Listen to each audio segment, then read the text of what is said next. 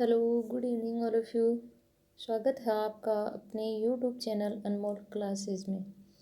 आज हम एक न्यू टॉपिक पढ़ेंगे, वो है संधि। संधि संधि का संधि विच्छेद क्या होता है? सम प्लस धी। सम प्लस धी इस संधि का संधि विच्छेद होता है, जिसमें सम का शाब्दिक अर्थ होता है भली प्रकार से और धी का अर्थ होता है क्षेत्र या परिधि। क्षेत्र या परिधि। संधि का शाब्दिक अर्थ। संधि का शाब्दिक अर्थ योग अथवा मेल। संधि का शाब्दिक अर्थ होता है योग अथवा मेल, अर्थात दो ध्वनियों या दो वर्णों के मेल से होने वाले विकार को ही संधि कहते हैं। परिभाषा क्या है?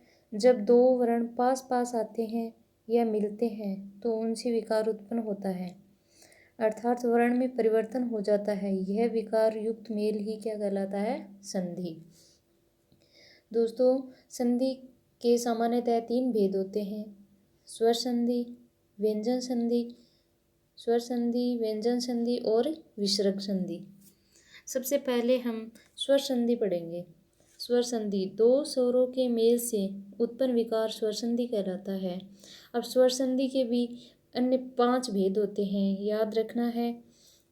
5 भेद कौन से हैं वो देखेंगे अभी। पहला है दीर्घ स्वर संधि, गुण स्वर संधि, वर्धी स्वर संधि, यण स्वर संधि और अयादी संधि। इसमें सबसे पहले दीर्घ स्वर संधि। दीर्घ स्वर संधि दीर्घ स्वर संधि क्या होती है?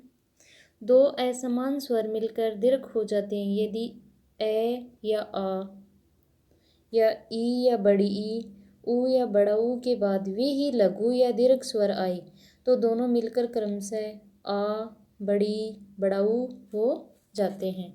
अब इसके कुछ एग्जाम्पल हैं, जैसे देखो, सबसे पहले है युग प्लस अंतर बराबर क्या दे रखा है? युगांतर।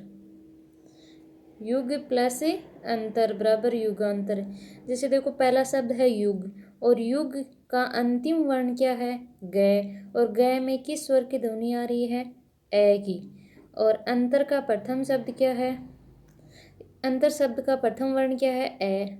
ए और ए मिलकर क्या बना? आ। इसलिए युग प्लस अंतर मिलकर के क्या बन गया? युगांतर। दूसरा एग्जाम्पल है अन प्लस अभाव बराबर अन्नाभाव। अन शब्द है, उसका भी अंतिम वर्ण है न, और न में किस स्वर की ध्वनि आ रही है? ए की। और अभाव में भी ए की। ए प्लस ए मिलके क्या हो गया? आ। इसलिए अन प्लस अभाव बराबर अन्नाभाव। फिर है महा प्लस आत्मा। महा में आ के आ रही है, आ स्वर की ध्वनि है, और आत्मा में भी आ की। आ प्लस आ बराबर भी क्या बनेगा? आ। इसलिए महा प्लस आत्मा बराबर महात्मा। फिर है Ram plus ion. Ram plus ion या इसको राम प्लस अयन भी बोलते हैं। अयन बराबर रामायण। देखो, दूसरा शब्द है आयन या अयन। यहाँ पर तो न है और आगे शब्द बनने के बाद क्या हो गया? अणय। ये समझेंगे हम कैसे हुआ। देखो, यदि किसी शब्द में री, रे या फिर श आए तथा इसके बाद न आए, तथा इसके बाद क्या आए? न आ जाए, तो न का हमेशा अणय में परिवर्तन हो जाता है।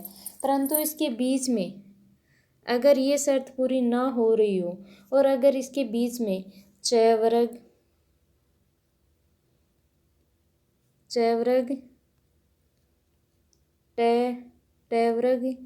या फिर तवर्ग, इस वर्ग के कोई भी वर्ण आ रहा है तो कभी भी न का अणय नहीं बनेगा। इसलिए राम प्लस अयन राम में किससे स्वर की ध्वनि आ रही है? ए की। अयन में ए की। ए प्लस ए बराबर क्या हो जाएगा? आ।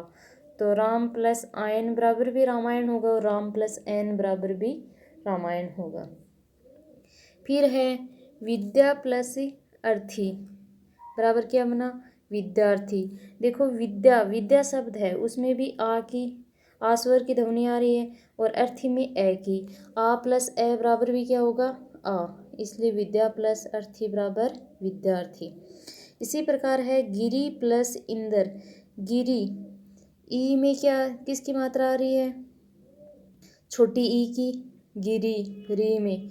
और इंदर में भी ई की। छोटी ई प्लस छोटी ई बराबर बड़ी ई। तो गिरी प्लस इंदर बराबर गिरिंदर।